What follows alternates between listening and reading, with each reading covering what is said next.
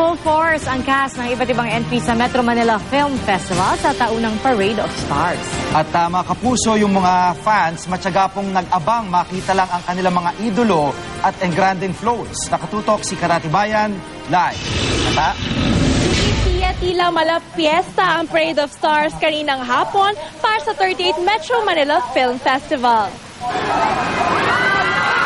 Alas 2 ng hapon, nagsimula ang parada sa Quirino Grandstand. Halos hindi mahulog ang karayom sa dami ng fans na gustong masilayan ang kanilang mga idolo. Engrande at makulay ang 8 float ng MMFF entries.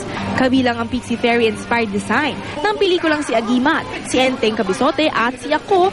Full force ang cast members, Sotong costume, kabilang na sina Bossing Vic Soto, Senador Bong Revilla Jr. at Julian Santos.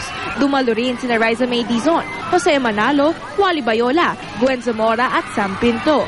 Pink and glamorous naman ang design ng float ng GMA Films sa Saucy Problems. Kumpleto at enjoy na enjoy ang 4 na It Girls na bida sa pelikula na sina Rian Ramos, Bianca King, Heart Evangelista at Solen Yusa.